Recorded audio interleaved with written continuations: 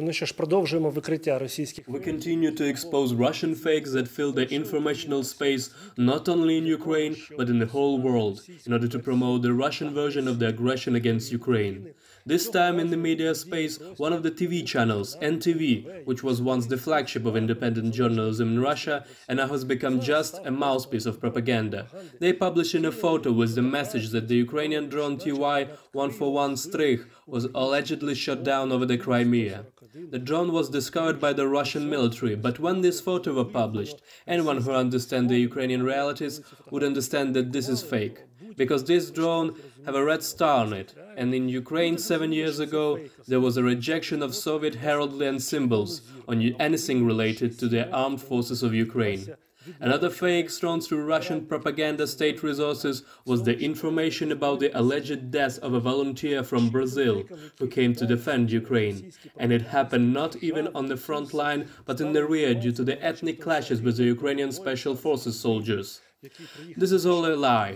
We have an official statement that no such facts have been recorded, nothing of the sort has taken place. This is a type of the mirrored response that Russia is making now, when it is trying to increase its offensive power in the Ukraine at the expense of the Syrians, although frankly the Ukrainian military calls this effort insignificant, and they will not do Russia any good. Another fake that is also being spread by Russia's state propaganda media.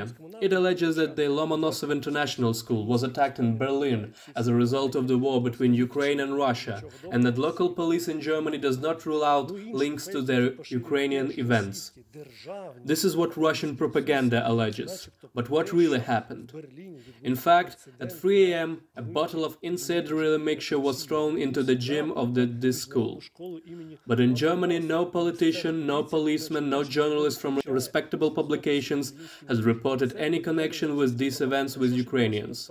It is simply an attempt by the Russians, through such provocations, to create the necessary atmosphere to invoke empathy and sympathy for the Russians in Germany. An understandable propaganda step. On the one hand, they are trying to destroy Ukraine. On the other hand, they are trying to reach out to Europeans so that they are not so active in their sanctions policy. We must be aware of all of this and expose these fakes. And of course, the information that Ukraine has been developing either biological or chemical weapons does not leave propaganda media. Everyone has already spoken on this topic. Recently, on the eve of this, even Lukashenko made a statement on the topic. He said that we did not start this war. By the way, he said the word war, that is forbidden by Russian propaganda. Then he said it is good that his war was started. But in the end, he added that Ukraine produced biological weapons, and it is good that because of the military action, it was stopped, as there was supposed to be some kind of explosion. It is all fake. This narrative, this fake, is unfortunately being circulated very widely. This fake has been refuted not only by Ukraine, not only by international community, but even by the Russians themselves. There is a statement from graduates of the Faculty of Biology of Moscow State University. They said bluntly, quote, "In this case, the evidence offered by the media is obviously false. They could not be used to support either the presence of biological weapons, nor the use of particularly dangerous pathogens in laboratories. The wild idea of the existence of a special DNA of the Slavs, against whom special biological weapons were supposed to be used, that is being spread by the Russian media, is ridiculous for anyone familiar with a school biology course. Such statements go back to the theories of the German National Socialists, with their cult of the Aryan higher race.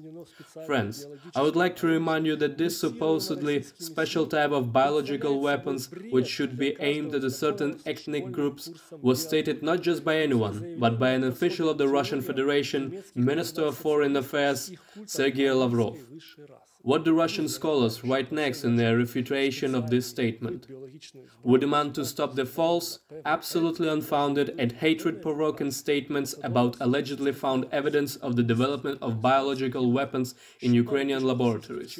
We demand to publish the refutation of false information immediately.